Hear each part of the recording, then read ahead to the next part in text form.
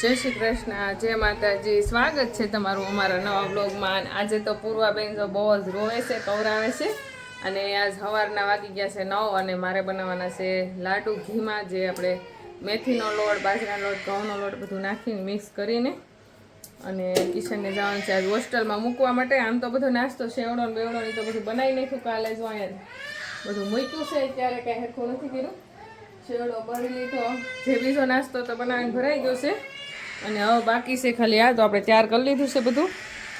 આમાં ઘી લઈ લીધું છે ગાયનું, આમાં ગોળ લઈ લીધો છે ને તાપ પણ કરી દીધું છે. તો મૂકી દઈએ આપણે.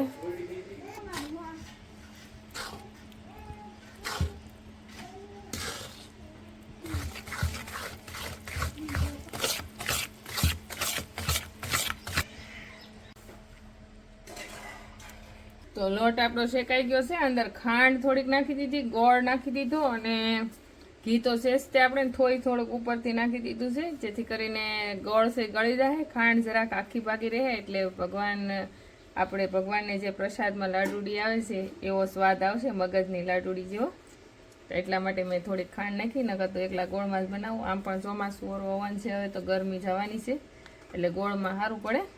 ને બાજરાનો લોટ છે, જુવારનો છે, ઘઉંનો છે, થોડાક મેથીનો ભૂકો છે. એટલે થોડુંક કાળી લાડુડી બનશે, પણ મસ્ત બનશે અને બાળક માટે પણ સારી પૌષ્ટિક બનશે. ને ઉપરથી આપણું ગાયનું ઘી છે. ને આવું મેં એકવાર કિશનને બનાવી દીધી હતી. પહેલાં તો અડદિયોનો પાક બનાવી દીધી, પણ એને ઘઉંનો પાક ને ગળ સોપડી ઓછી ભાવે છે. પછી એકવાર આવી રીતના લાડવા બનાવી દીધા હતા, તો એને વધારે ભાવે છે. તો પછી મેં તો આ વખતે પણ આ જ બનાવી દઉં એને. તો આપણે તાપ હાવ ઓલાઈ ગયો છે ભઠ્ઠા ઉપર. હાવ થોડા ઘીમાં ભઠ્ઠે હાવ પકવવા દેવું, જેથી કરી ગોળ અને મોરસ ખાંડ છે એ ગળી જાય ને ખાંડની થોડીક આખી કણી પણ રહે.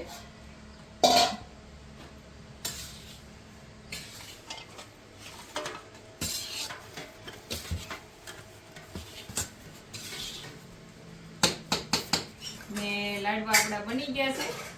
તો લાડવા આપણે કોઈ ડિઝાઇન નથી પાડી, અમને ગોળે ગોળ બનાવી નાખ્યા છે. કારણ કે ગોળ લાડવો છે ને ભાંગે નહીં, ડિઝાઇન વાળો લાડવો ભાંગી તરત જાય. ને આ લાડવો આપણે મહિનાથી 2 મહિના રાખીએ તો પણ બગડે નહીં, કારણ કે કોઈ પણ પ્રકારનું પાણી કે લોટ નથી બાંધ્યો. 11:30 વાગી ગયા છે અને કિશનભાઈને અહીંયા બાજુમાં જ તે હોસ્ટેલ છે, થોડીક આઘી પડે, તો ત્યાં મૂક્યો છે. આખેલે હોસ્ટેલ બદલાવી છે, જેથી કરીને નજીક રહે તો એના કાકાને આવવા જવામાં સારું પડે. કાં હા, ઓલું બહુ આઘું પડી જતું. તો કિશન તૈયાર થઈ ગયો છે ને જાય છે. હેલ્મેટ દે પેલા તો કાકાને.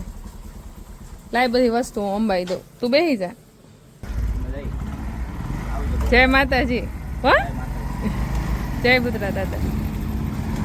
ઓલો ડબ્બો હરખો રાખજે તો ફાવે.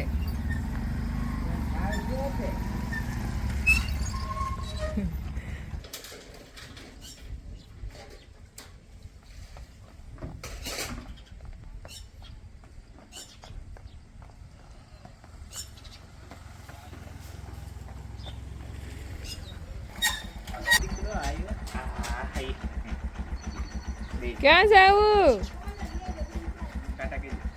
ક્યાં જાવું?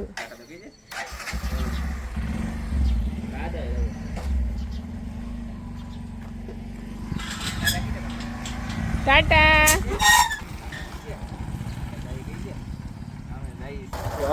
આજે આપણે અત્યારે જુઓ પૂણા જઈએ છીએ, અમારા દાદા છે ત્યાં દર્શન કરવા માટે. ને તરેડ વટ્યા છીએ, તો તરેડ વટીને આપણે થોડાક આગળ આવેલા કે અહીંયા વરસાદ સારો પડી ગયેલો છે 1-2 દિવસ પહેલા. અહીંયા જુઓ બધે પાણી હાલી ગયેલા છે.